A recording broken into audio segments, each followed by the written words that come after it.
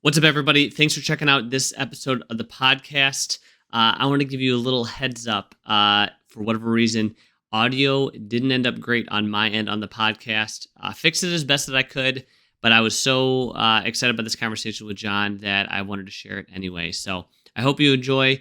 We're going to talk about John's previous job that was unfulfilling as a construction superintendent and how he ended up being thrusted out of that into running his affiliate, CrossFit Ares. So I hope you enjoy the conversation, and let me know if you dig it.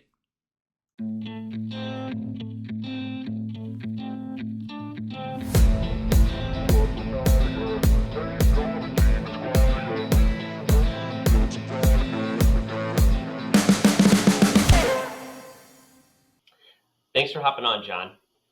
Yeah, thanks for having me. I've been wanting to come on here for a while now, so I'm glad we got to do it. Yeah, I appreciate that. I know a couple of weeks ago, I'd only had a couple episodes out. We were like, hey, I want to jump on the podcast. And I had already had like 3 or 4 people like booked out back to back. And I was like, let me get back to you, because if I have too big of a queue, you're going to get lost in the queue. So it's like I need to like circle back around just to keep myself organized. Absolutely. And I've been listening to your episodes. I love what you're doing with this podcast and talking about the mindset aspect of it rather than just, straight coaching all the time and straight CrossFit. It all intertwines in my eyes. Thanks, dude. Yeah, and I love that. I've had a couple people now on that they're in the space, but they're not just coaches or affiliate owners.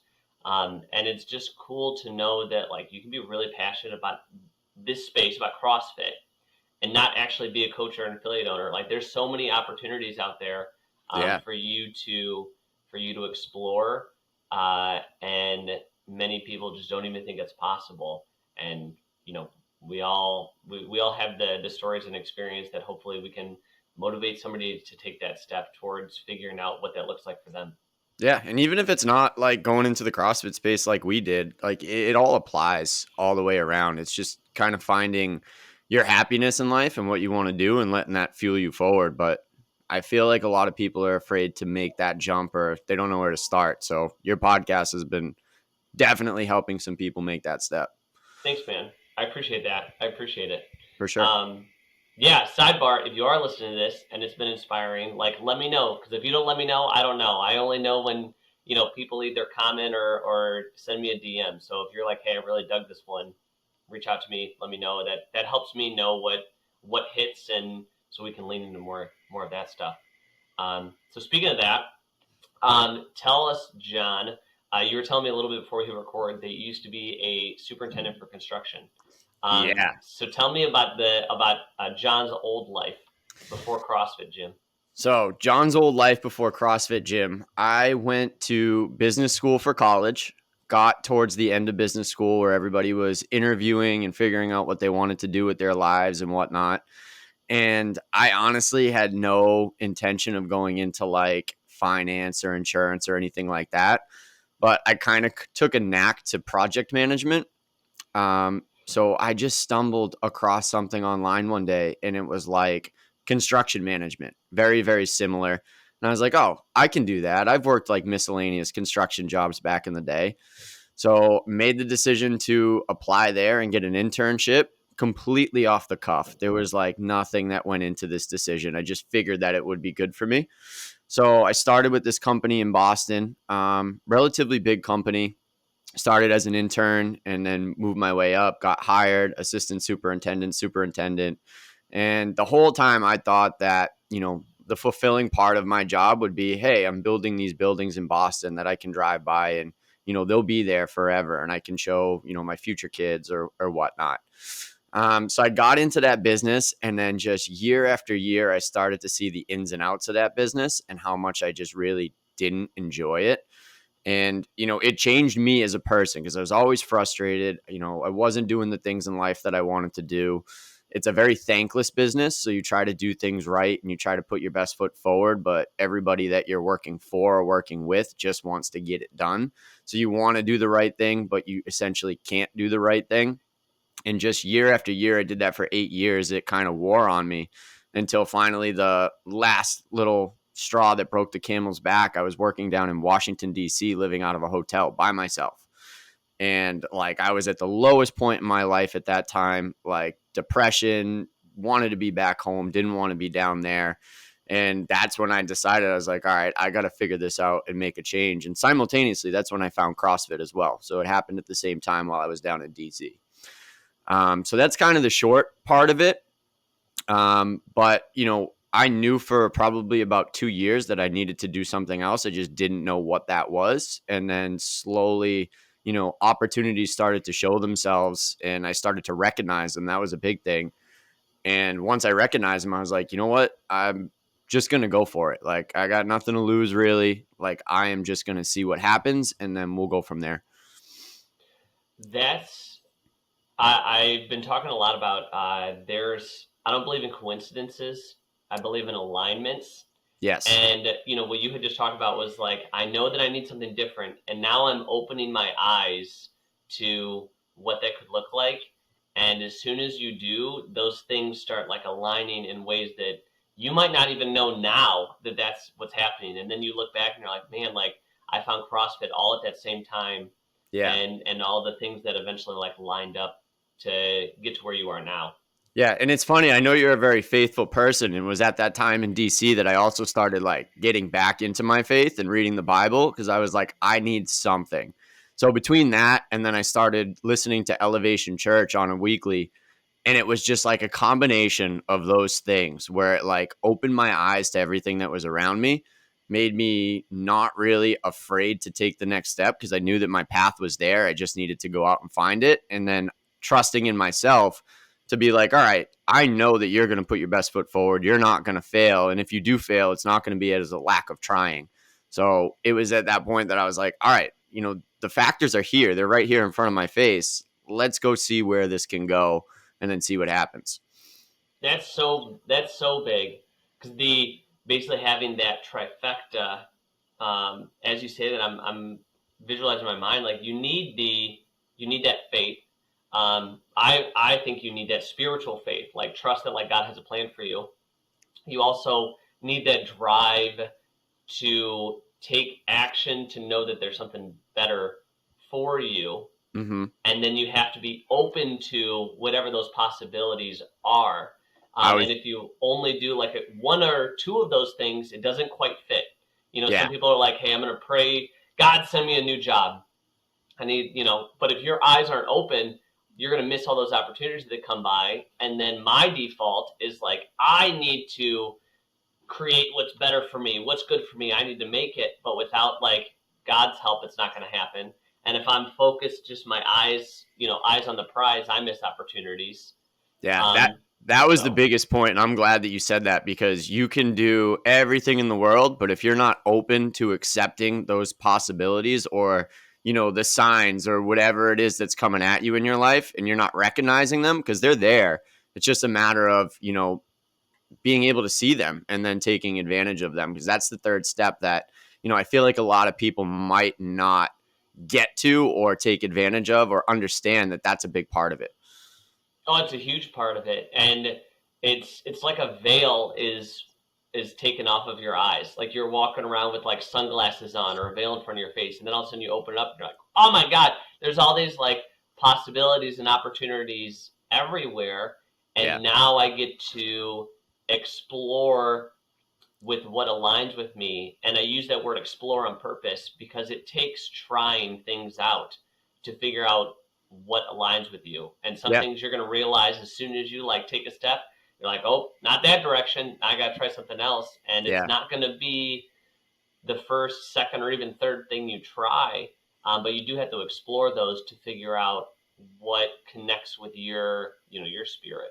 Yeah, and that was a big thing. It was like, you know, I told you I was at a very dark place in my life when I started to really get back into this. And it was funny, man, you know, whether I was listening to a sermon from Elevation or if I was reading the Bible or if I was, you know, starting CrossFit or doing whatever, it was like there was always an underlying message that applied to me.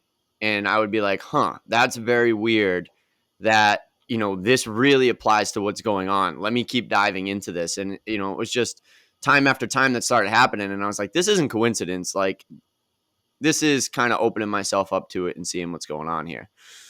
Yeah, you know, and some people will say that you're we'll chalk that up to like, oh, well, you were looking for it. And so, you saw it because you were looking for it. And there's an element of that. Like, yeah, you have to be looking for it to see it. So true.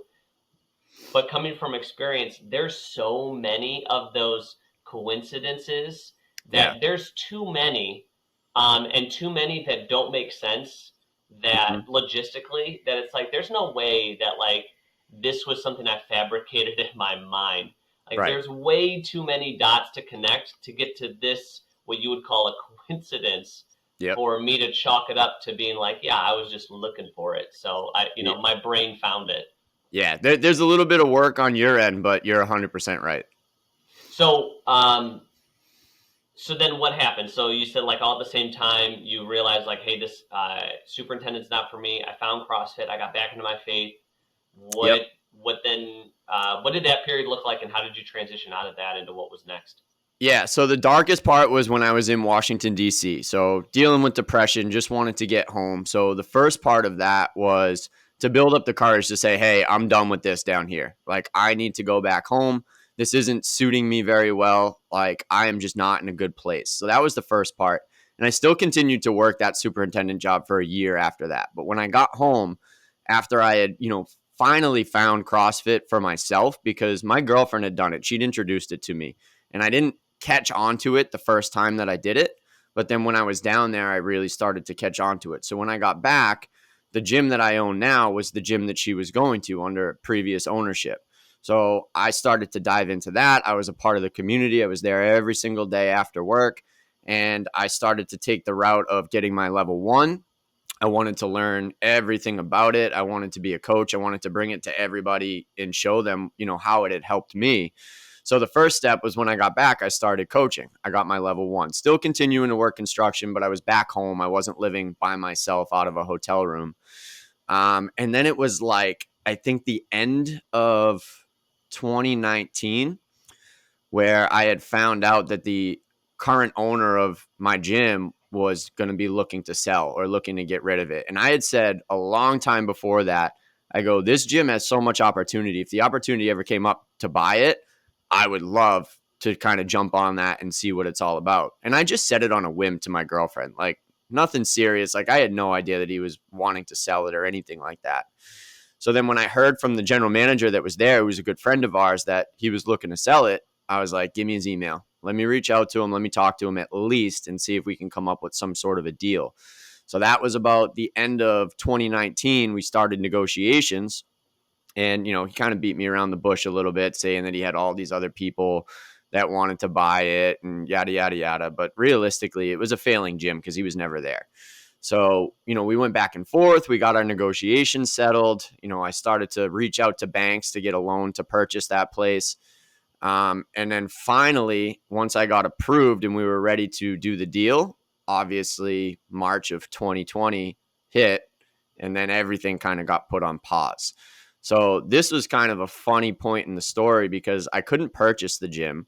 I got furloughed from my job in construction, which was kind of like a silver lining because it was just crushing me anyways. So I didn't have to go there every day. So I was at the gym every day managing this because Were you getting paid by the construction company for being furloughed? No. It was just like you're just okay.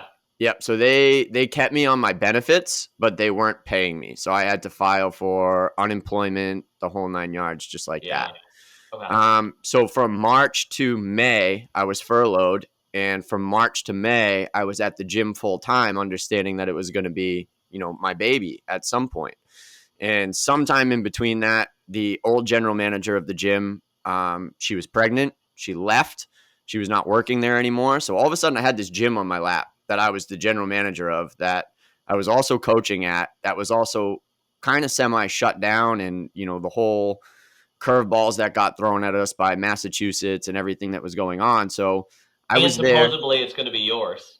And supposedly it's going to be mine. Yeah. So during this whole time, I'm furloughed from my construction job. I'm managing a gym that's not technically mine, getting paid, coaching hours specifically, but doing a lot more, basically acting as an owner, running Zoom classes, just trying to keep the community engaged and whatnot. But all through that COVID period, I wasn't necessarily financially responsible for the gym. I was just kind of building the foundation that I knew it needed for whenever that happened, that I was going to be the owner. So I did that from March to May. And then it was about mid-May that my job called me back and they were like, hey, we want you to come back and start next week. Now, I'd been at the gym for full time all those months, and, people were relying on me for classes. It was just me. I didn't have anybody else helping me at that time. So I literally took a deep breath, called my boss, and I was like, hey, I'm not coming back. That was it. And I was like, my hands were shaking. I remember I was sitting at the end of the gym. It was a beautiful day out. I was sitting at the garage door. I called him. I go, hey, I'm not coming back. I found a different opportunity that, I really love, and I got to put everything into it. And everything that I put into it would just, go to crap if I left at that point. So it was an afternoon Saturday phone call, and that was when I left my job. And that was that.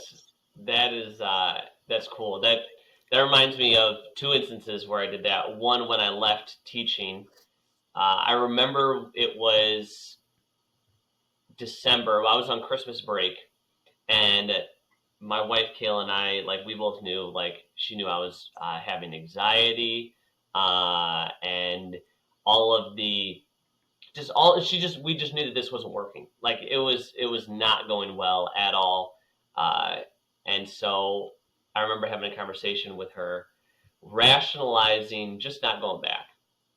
Mm-hmm. And I was like, well, here's what they would do. I know who they would come and replace me at the last minute. I know this person could do it. They were in my classroom with me. Everything would be okay. And we had decided, ethically, that I was going to put in my notice and that I would finish out the school year. And so, I think it was February or March that I finally went into my principal's office. And I was like, hey, I'm going to come back next year.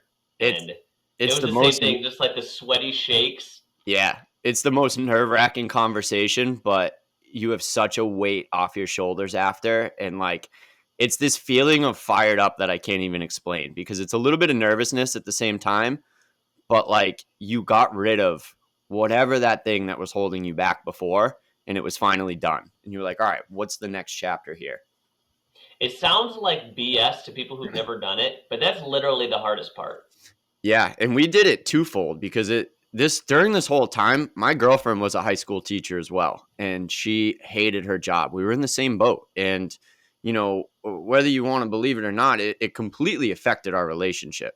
She didn't like who I was at the end of the day. I didn't like who she was at the end of the day. It wasn't us. It wasn't that, initial attraction that we had to each other. We were just different people, and it was this thing that was holding us back. So during this whole time where I'm thinking about leaving my job to buy a gym, and she's applying to optometry school and getting ready to quit her job and go back to school for 4 years. So both of us were like, F it. If we're going to do this, we're going to do it now. We're not going to wait. We don't have kids. Whatever it is, let's take 4 years to better our lives for the future and just see what happens. So during this whole time, she left her full-time job as a high school teacher and went back to school full-time, commuting from our house to Worcester, which is about 40 minutes. And then on the tail end of that, she was in Alaska for 4 months. She was in New Orleans for 4 months on her rotations. So it was a whole cluster of not just me making a life change, but her too. So we were both going after it at the same time. So a lot of people who haven't done that, haven't experienced the aftermath of, the quitting the job. We agreed that is the hardest part, but then there's a lot of trials afterwards. Yeah. And so how did those new trials compare to how difficult it was working those jobs that you guys hated? It was hard, but it was different, right? It's a different kind of hard. I obviously had to get used to living a lifestyle that was well below the means that I was living against before. Now, I had some money saved up from a 401k that was going to get me through. So I was, all right, I don't have my salary that I've been making, getting paid pretty good as a superintendent in Boston with benefits and whatnot. I'm going to have to cut back very, very seriously and get used to living a lifestyle that's well below the means and just, be happy with it. And, once we got used to that, because she didn't have any income coming in, I had a little bit from the gym and, whatever I had saved up. But it was funny because getting used to living well below those means was a much happier life, like without a doubt. Like I got everything dialed in. I knew what it cost per month for us to, stay living and get the food in. And I just made sure I had that and gave myself very, very little outside of that. And it was hard at times, especially getting used to that. But, we made it work. I was like, hey, let's figure this out. We're going to make it work. Don't worry about it. Like, I know you don't have income coming in. Like, I got a little bit. We're going to get the essentials so that we can continue to live. And then whatever's above and beyond that, it's going to be a luxury, and maybe we'll get it. Maybe we won't, but at some point we will. So from that standpoint, that was hard, but I was in control. I wasn't in control of my mental state before when I was in construction. Like I had no control of how it was affecting my personality, how it was affecting my relationship and everything like that. That just needed to get out. So it was a different kind of hard.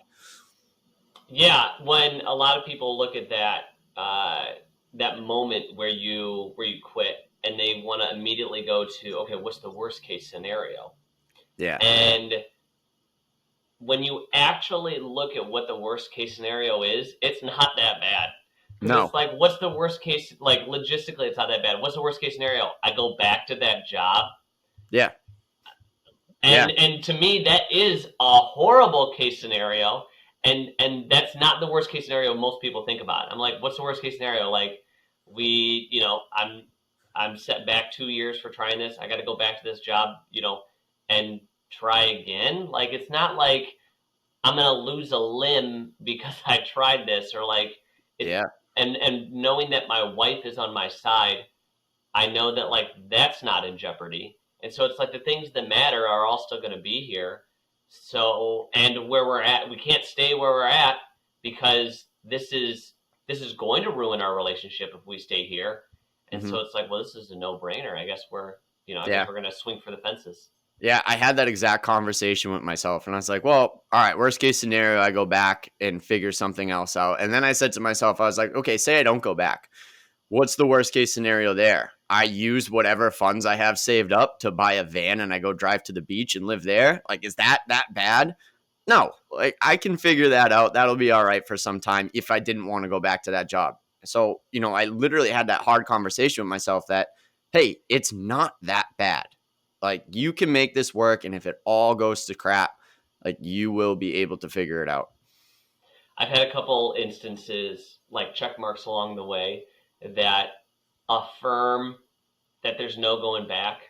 One of them was when I quit teaching, you get a license for like a certain number of years. Well, I had been out for I think 2 years, and it was coming up. And I did the same thing. I could have like just reapplied, got my license, kept it just in case I wanted to go back. And like I sat on it for a couple days. I'm like, nah, we're not gonna reapply. And then and I could go, like, there are hoops that I could jump through if I really wanted to go back and teach. Like, it wouldn't be that hard, but it was just like, it was more about me saying like, no, I'm burning this ship because there's no going back for this. Yeah, I did the same thing. And at that time, I think my license renewal got mailed to my mom's house. So she called me and she goes, hey, your construction supervisor license is expiring. She's like, you should probably renew that. And I thought about it for a second. I go, no, throw it out. She goes, what do you mean? Like, well, what if you have to go back to that? Like, you should do that. It's always going to be good to have. And I will tell you, everybody that I talked to said the same exact thing. Oh, just keep it in your back pocket. It's not a bad thing to have. But I knew in my mind, if I renewed that, I was giving myself an out. And I didn't want to give myself an out because I knew what that lifestyle was like and I didn't want to go back to it. So I literally threw that thing in the garbage, let it lapse. And I said, there is no backup plan on this. If there's a backup plan needed, I will figure it out at the time, but I'm not keeping that option in my back pocket because, I didn't want to be that person that was going through this whole endeavor, trying to build a gym in a new life, knowing that there was an out there. Like I didn't want that option. Yeah. Yeah, I love that. I totally have the same mentality. And with that being said, one, I don't have a backup plan. This is the plan. There's no plan B. Like this is the plan. This is Yeah, what we're doing. And with that being said, I'm always open to pivoting.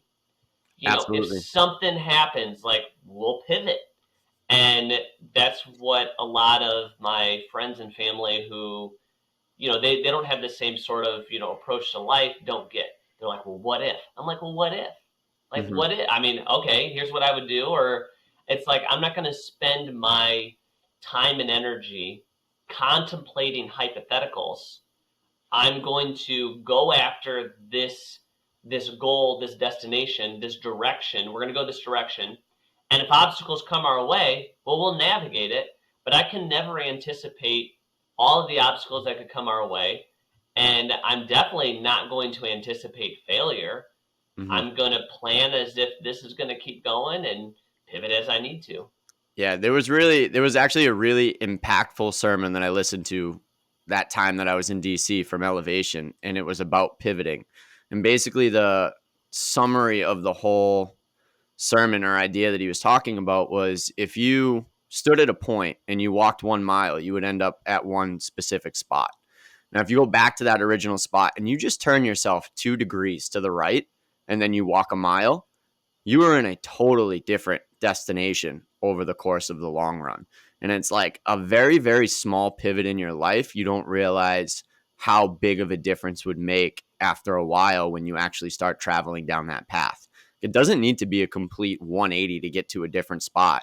All it needs to be is a very small, small pivot. And, take it as failures or setbacks or whatever it is. If you look at them as not failures, but opportunities to learn from that and make a little bit of a pivot going forward, you end up in a really, really different, awesome place. So I always kept that in the back of my mind as I was going, that, it wasn't about failure. It was about kind of seeing what came my way, what obstacles, learning from them, making a little bit of a pivot, and then seeing where my destination would be after that. That's that connects so well with what we do in the gym. Yeah. When and I talk a lot about PRs with my members, and basically what I tell them is the best PRs are surprise PRs, Hmm. because if you go in every time you lift the barbell and expect yourself to hit that goal, hit that PR, you're going to be disappointed more often than not.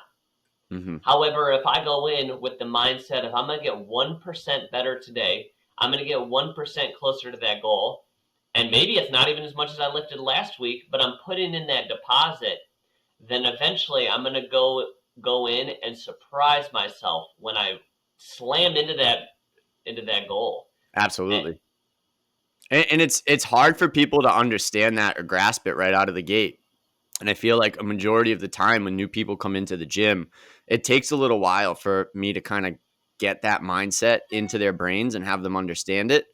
But it's so valuable. And, we say it all the time. It's not just fitness. Fitness is the vessel that we use to get to being the best version of ourselves. And then when you're utilizing that and you're doing it the right way, you are going to get better in all aspects of your life with these lessons that we learn in the gym, because it's hard work. It's 1% better every day. It's not getting frustrated with disappointment or failure or anything. It's, there's always tomorrow and there's always a way to get better. It's not the end of the world. And, taking that mindset for anybody coming into a CrossFit gym and understanding that it's more than just fitness with what we're doing, it's an amazing adaptation in the mindset and in the brain that, it's so valuable for people. And it gets so excited when people understand that and they come and tell me.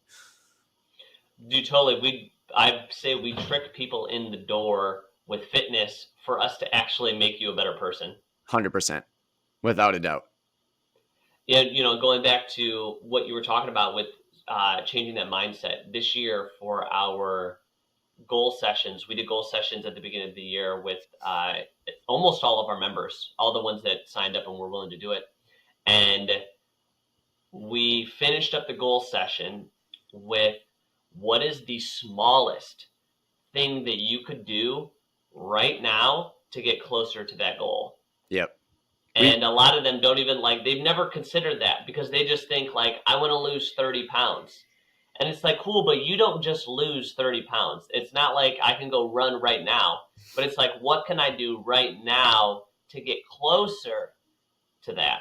Yeah, we did the same thing. We started doing these goal review meetings, and I told people during and at the end, after they told me what their ultimate goal was, that's, very typically I want to build muscle, I want to lose 30, 50 pounds, whatever it is. It's this big goal or eye in the prize down the road. And I was like, all right, what can we do in the next 3 months? And then we can sit down. That's going to get us a little bit closer there. And I gave them these smaller goals. I was like, hey, what if you just start doing this 3 days a week when you come in here? Whether it's, I want to get my shoulders stronger because they bother me, or I want to start losing weight. And we got these little goals that we could focus on for 3 months. That way, they're not looking at the big prize. They're not getting disappointed in themselves every single day, but they're focusing on something that they can check the box in every day for 3 months. And then I was like, let's sit back down in 3 months and see how much closer we are to that eye in the prize goal at the end. And it's fascinating how when you break it down and just do whatever small step you can do right now going forward to feed into that goal at the end, how beneficial it is, because it keeps people entertained, it keeps them focused rather than getting disappointed of something that is a little bit longer down the road than they might think, especially with everything that's in the fitness space nowadays, where it's like you could do this in 30 days. It's just not true. You just need to put in the work over a long period of time. Yeah, I don't want to do this for 30 days. I want to do this for the rest of my life. Yes, exactly. So, I mean, yeah, that approach is totally transformative. And a little pro tip when you guys do this, some unsolicited tip. When we did them, I made them come up with the small goal. Ooh, I like that. And so we sat there, and there's a couple minutes of silence, but it forces them to be creative. And now, like, they start developing the posture of thinking, oh, what is it? Because it's one thing if, like, you do what I say, but, like, what happens when you come up with it? And for some of them, they were like, well, I could drink more water. Cool. There we go. Yeah, what does drinking more water look like? I could carry around a water bottle. Awesome. Yeah. How many water bottles a day are you going to drink? 4? Cool. Let's do that. And if they come up with it, they're more likely to be bought in and stick with that as well, rather than me just telling them what it is. Like, if they had a piece in coming up with that and it was their idea, you're going to be more likely to do that on a daily basis. Yeah, and we can we can guide them to where we want them to be just by asking good questions. Yeah. Like I asked, like, how many bottles of water are you going to drink? And knowing in my mind, like, what a number is, and just, like, kind of gently getting them to come to that realization opposed to me spoon feeding it to them.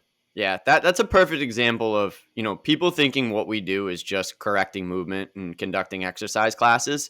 It's like, I have to get to know every single person in my gym, understand how they function, what upsets them, what's going on in their life, to be able to do just that. It's like, how can I have this conversation and ask the right questions to get you framed up in a way where you're going to understand this fitness thing and where we're trying to go, and you're going to change your life for it. I can correct a squat all day long, but can you change somebody's mindset and get them to have that fuel everything else that they're doing inside and outside of the gym? It's a big part of coaching that, I wish more people would really get to see and work on, because, that's really the key to helping somebody, is getting to understand them at a deeper level and asking the right questions. Yeah, dude, that's super cool. I couldn't agree more. We got a little off track. I want to go all the way back to this. That was great. So you last time we were at where we were talking. Oh, you hadn't taken over the gym yet. So No. you told your job, like, hey, no, I'm not coming back.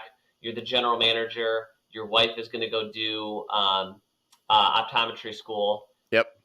And we're May 2020? Is that what you said? May of 2020. So May of 2020, for the rest of that year, there was no renegotiation. There was no step forward in the purchase of the gym. There was just John working on a regular coach's, pay per class from the old owner, but at the same time acting as owner and manager and all that stuff. So it was a lot of work for not the kickback that you would expect for that, or not the control of the business that you would expect for that.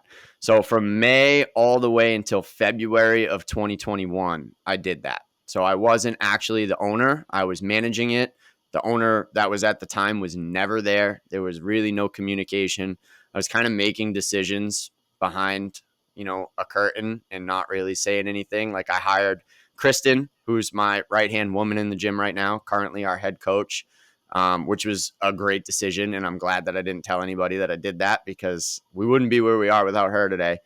So I was making all these decisions to kind of build what my future business was going to be and trying to get the foundation.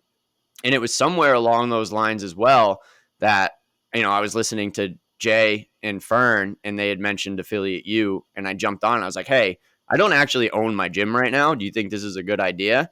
And he's like, well, if you think it's more than 90% that you're going to actually go through with the deal, it's definitely a good idea. So I signed on with them, started doing the work there. And then finally, February of 2021 is when we signed the dotted line, and it was officially mine. And we got to go through, so again, silver lining, I got to renegotiate because it was a different business after COVID. So we got to sit down. He wasn't super happy about it, but he understood it. And we were able to get a much better deal going through for this gym, going into ownership than what it previously was. So again, as hard as that year was, it ended up being a silver lining in the grand scheme of things.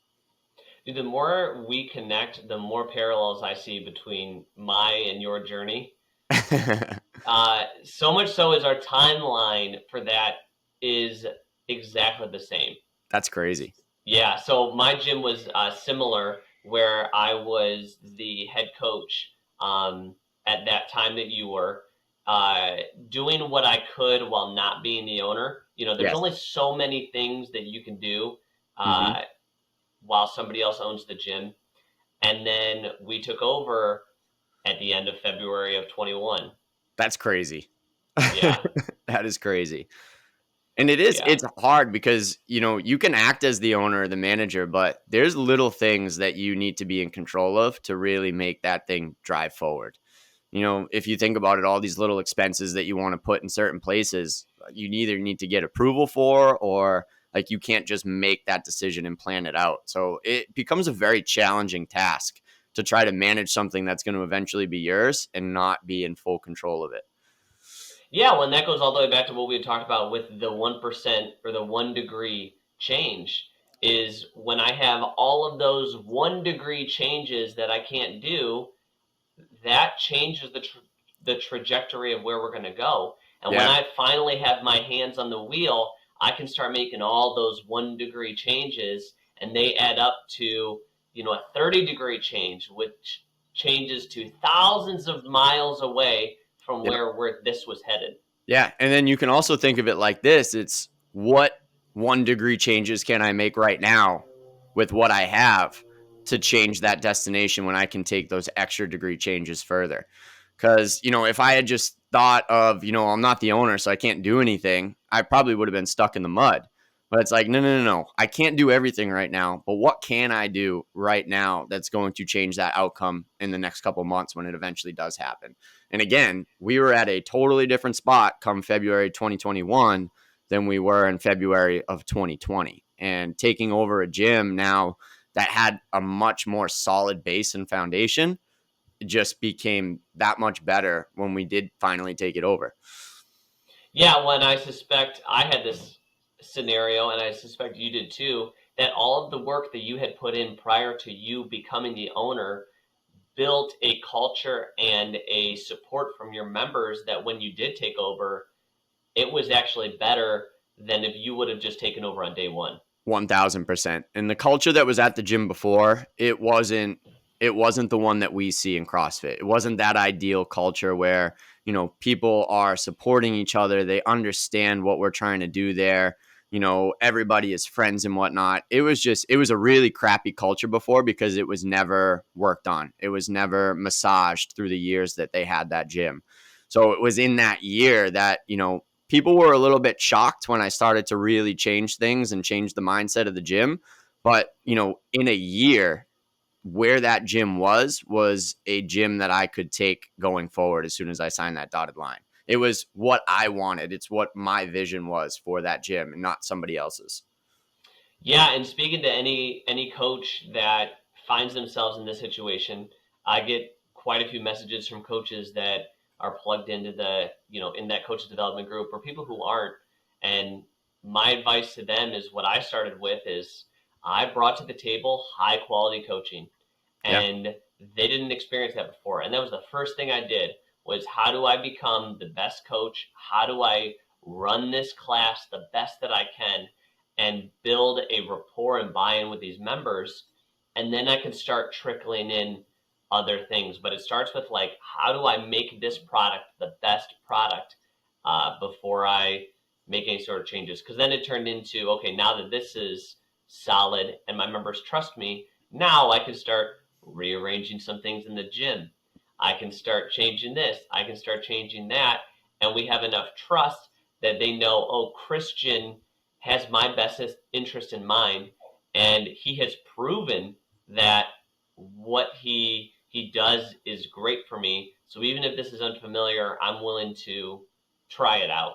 Yeah. And the biggest thing that we can do as gym owners, and you know this very well, is just show people that we give a shit, because there's so many other aspects of fitness and whatever it is out there that they don't have your best interest in mind. They're going to help you. They're going to give you these little tidbits, but to show somebody that you actually care about them, like, is life changing compared to what it would be if you didn't show them that. Like, it changes the complete trajectory of what you're doing with them from a coaching standpoint, taking them from day one to whenever it is that, they're still there.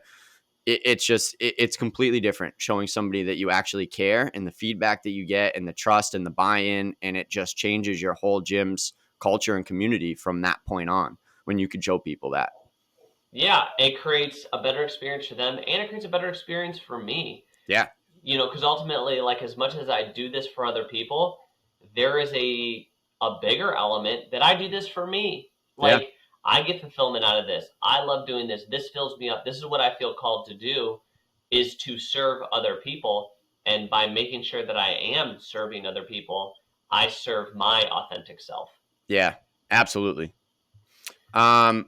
Again, a little tangent. So when I took over the gym, just to go back, my girlfriend was still in school for 2 years. So when I took over the gym, or when I started working in there as the manager, not when I signed the dotted line, it was just barely covering rent in terms of, the revenue that was coming in per month. So she was out of work. She was in school. I was trying to make it happen, trying to make things work. And then as we started to go forward and I finally signed the dotted line, she was still in school. So there still wasn't income coming in. So it was still a challenging endeavor to continue to do that. And then, right when we kind of had a grasp on it, she went away to Alaska and New Orleans for half a year. And I was, completely at the house by myself, working this whole thing. And it wasn't until, a little bit after that, little by little, that we finally started to get some traction on that. And now she just graduated last May. Or what is it? It's April now. So it's almost a year since she graduated, and, she has a job, and things are finally starting to look as how we had planned on them looking 4 or 5 years ago. That's cool. Well, us too. We, at the end of last year, we felt God telling us that our word for the year was prosperity.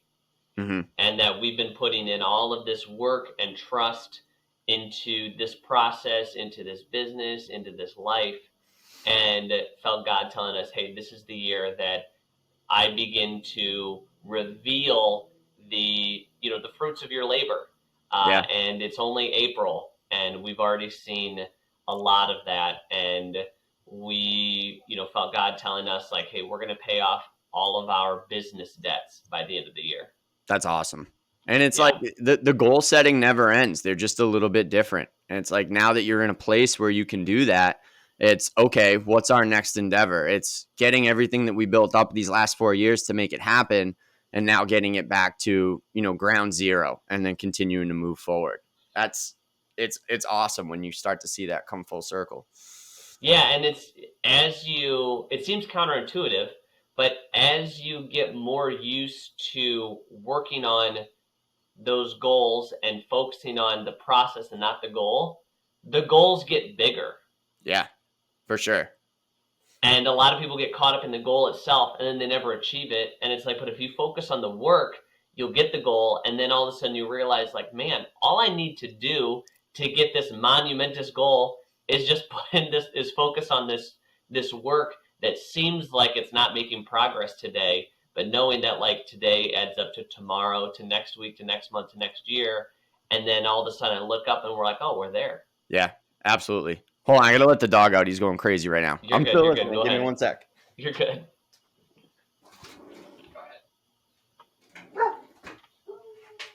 All right. So I had one point on that. And, during this whole time, I had to redefine what success looked like in my eyes. Because previously, and you'll get this from a bunch of different people when you make a change like this, that success is defined by money or status or anything like that. And I honestly don't remember where I read it or where I saw it, but it started to change the perception of success in my eyes to being content and always being in pursuit of a goal. So content meaning, you are happy with where you're at. So, living under these new means, I'm still living comfortably. I still get to do what I want to do and I'm still enjoying life.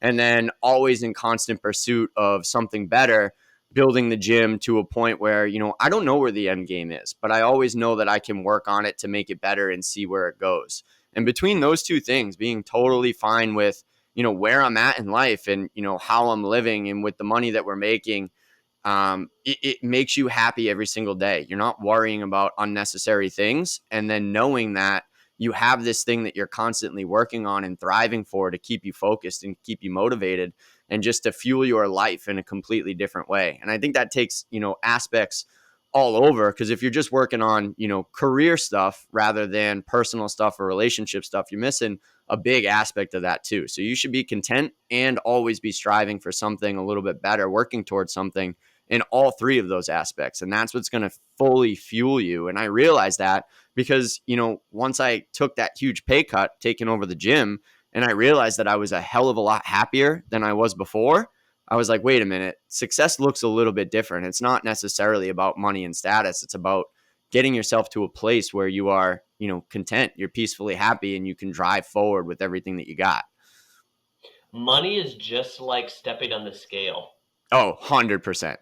Right? Where like people will step on the scale and associate the scale with success. And I tell my members all the time, well, you have this goal, this number goal in mind, but if you liked the way you looked, you liked the way you felt, you were crushing your workouts and your clothes fit great, would you care what the scale said? Mm-hmm. And they're like, no. And money's the same thing. Like if you liked what if you loved what you did, you were content with your lifestyle, you feel fulfilled, and you get to do the things that you want to do, would you care what the dollar amount was? No, that number is meaningless, completely meaningless if you were fueling everything in your life that makes you happy. And that's such a different posture than what most people take. Yeah. Again, they focus on the goal, they focus on the dollar amount, and when you do that, you end up chasing something that you don't actually want, thinking that it's going to fill the gap of all of those other things. Yeah, and it's hard, man, because you see the outside influences everywhere when you start to make that realization. It's like, okay, I don't think that money is everything, and I think that there's something more to this. But then all of a sudden, all your friends and family who are kind of stuck in that mindset that's very perceived in society, they start to tell you no. And like, if you hear no enough, and if you hear that influence enough without the understanding of ignoring it or understanding it for what it is, you're going to eventually start to believe it. So you need to be a step above that and understand that it is just influence and it's not necessarily the truth. And, that's just what they believe. And during this whole process, there were times where I had to shed some things from my old life, whether it was, friends and different things that just didn't share that mindset, because I knew where I was going. I knew the person that I wanted to be, and I didn't want to be the person that I was before. But those things that were holding me back were, had a grasp on me, keeping me in that old life. Whereas, a lot of the friends that I used to hang out with, had I said that I was leaving my construction job to go purchase a gym, they would be like, you're an idiot. Why would you ever do that? Like, money this, money that, status this, status that. And it just wasn't what I believed in anymore, because I believed truly in my heart that there was more to it than just that. So shedding that fat from my previous life and then going forward with that new mindset, they went hand in hand, making sure that you can surround yourself with the right people with the same beliefs so that you can continue to fuel that and see where it goes. And again, this ties right into fitness. Yeah. You know, we see so many people join the gym that they're the first one in their group of friends or first one in their family that decides that they want something different. They want to feel better. They want to look better. They want to be healthy. They want to be fit. And so they join the gym.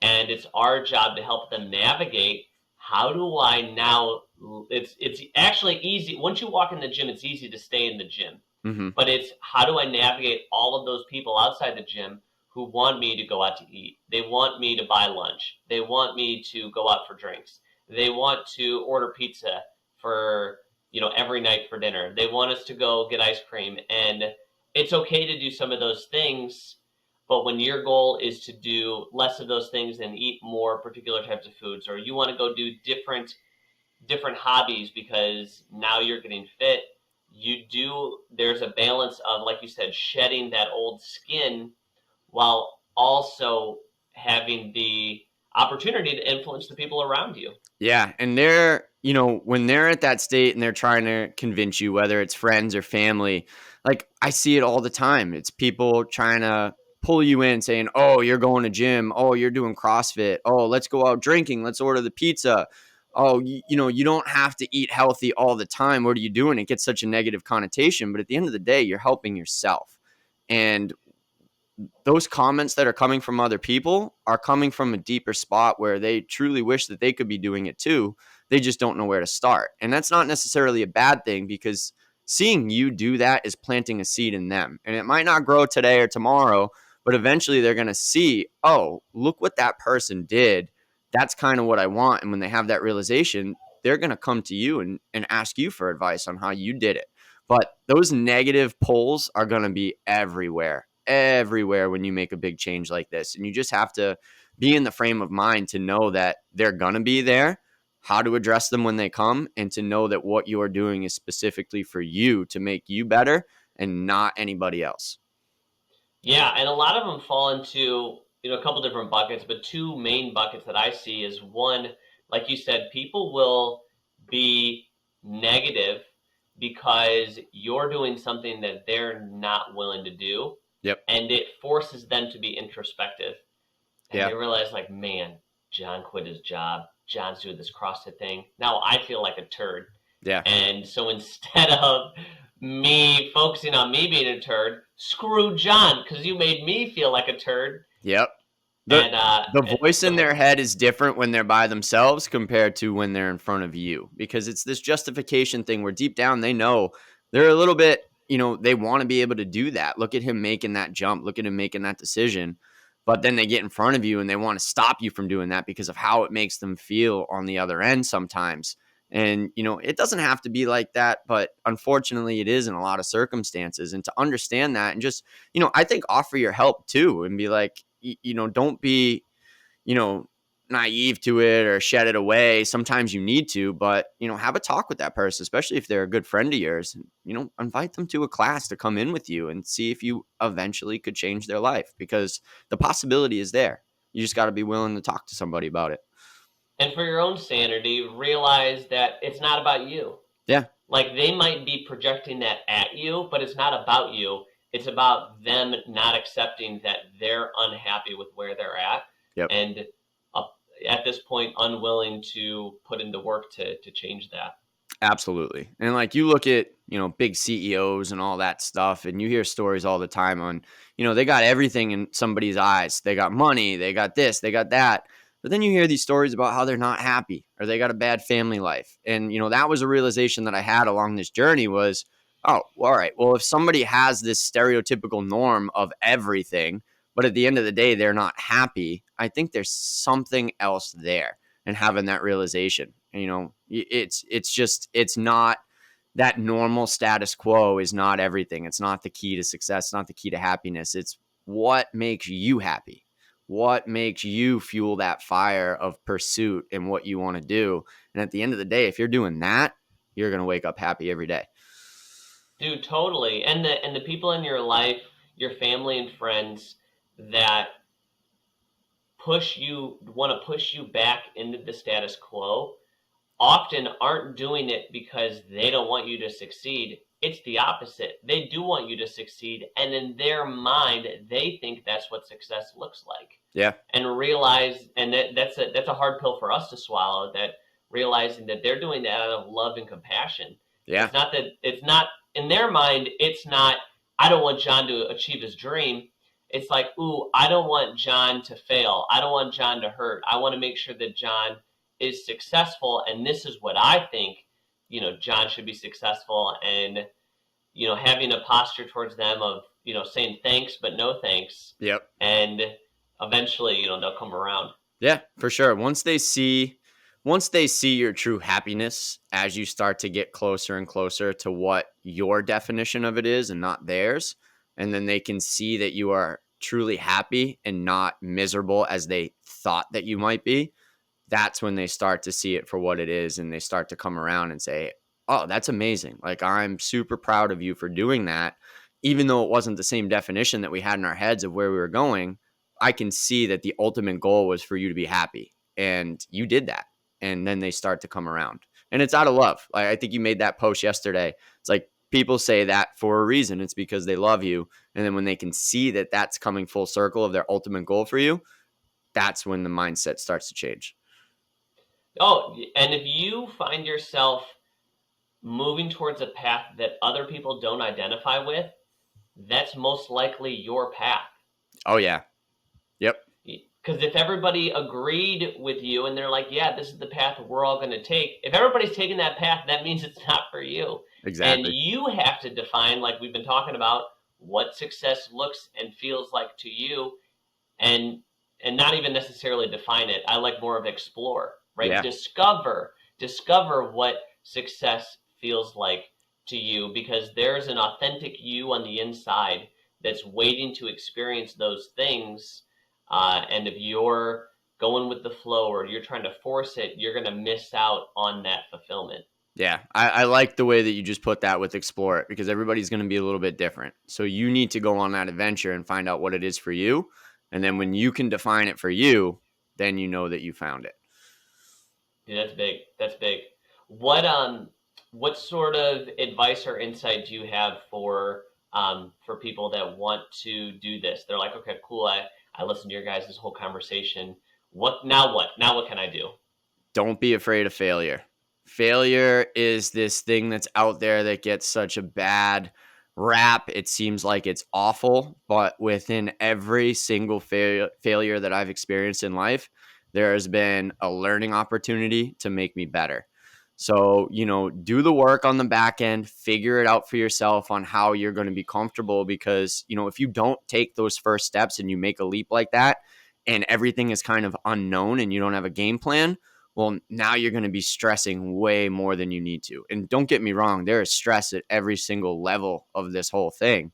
But if you can control what you can and then just let go of what you can't and be ready for the failures that come your way and look at it and be like, that kind of sucked, but what can I learn from this going forward so it doesn't happen again? And you just keep taking that step by step and doing that same process over and over, you're going to eventually get to where you want to be. But I think the thought of failure right out of the gate, or the unknown, I guess you could say, is even better, is what terrifies people from making that first step. And, the first step doesn't have to be quit your job. The first step can be explore what it is that truly, set your heart on fire. And when you can find that, now you can start game planning and planning out the next steps to start to see how you can make that happen. So don't be afraid of failure. Don't quit when it gets hard, because this is going to get really hard. And if you know and keep that why in the back of your head on why you're doing it, it's going to keep you pushing forward to, a point 4 or 5 years down the line that you dreamed of 5 years ago. And, you keep those two things in the back of your head and keep pushing forward, you will get to where you want to be. But game plan it, and don't be afraid to fail. Find what sets your heart on fire. And I would encourage whoever's listening to define failure. Yeah, that too. And I would encourage you, write it out. Mm-hmm. What is, if you can imagine your life in 10, 20, 30 years, what does failure look like? Because to me, I envisioned myself teaching for 30 years, and I saw the teachers who had been discontent with their job, and they started to have animosity, and they weren't having an impact, and I pictured that as myself, and that was failure. Yep. And so now I know, well, what's the opposite of that direction? Yeah. And so in the beginning, it just kept going back to that. Like, that's failure. This is an obstacle. That would be real failure, to go back to that. Yeah. That the idea of never taking a chance and seeing what if scared the shit out of me. And again, that was probably how I defined it in my eyes, is never taking the chance to see what was on the other side. Because even if I went at it and it didn't go well, right? And it just completely, didn't take off, I had to go back to whatever it is. At least I know in the back of my mind I tried and I saw what that path was like. And then if I decided to do it again, I know what was coming. But if I had just stayed in that job and stayed in the mental state that I was in, lack of sleep, and then I get 30 years down the road and look back at it and been like, could I have made this different if I had taken that jump? That scared the shit out of me from not doing that, or the idea of not doing that. I'm more scared of not knowing whether I could have than finding out it's a no. Yeah, absolutely. And another thing, trust yourself, right? You don't trust anybody else in the world as much as you trust yourself. So if you're going to go into it and you're going to trust somebody to make these decisions, you know that you are the number one person that you trust to make those. Don't let anybody else do it for you. And that comes in the light of, oh no, just stay there. Oh, just do this. That's a bad idea. No. Go with your judgment and trust yourself that you're going to make this happen. And, a quote that I've been hearing a lot lately is prove yourself right. Don't prove people wrong, because that's like the big one that's been going around forever. It's prove yourself right, because there's a thought in everybody's head on what they could potentially be. Prove yourself right on that. Don't prove anybody else wrong, because at the end of the day, everybody else doesn't matter. You matter. So prove yourself right.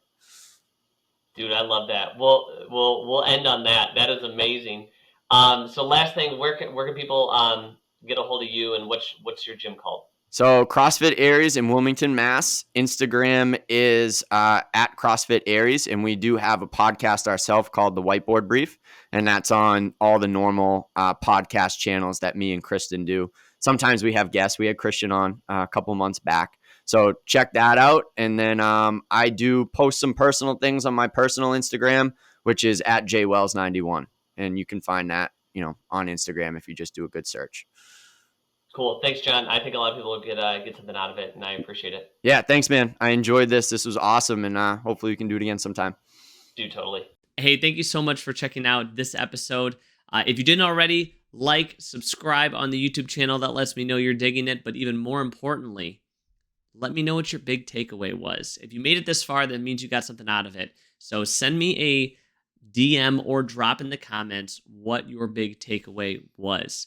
And if your big takeaway was you're ready to be an action taker, you're ready to lean into your passion and unveil what living authentically to you, living authentically to what God has aligned for you, then book a one-on-one discovery call with me to where we can figure out and unveil what those obstacles are preventing you from living that life, and provide some direction, some space, and some clarity to moving your life in that direction. So if that sounds like you, click the link in the show notes to book that discovery call so that we can connect.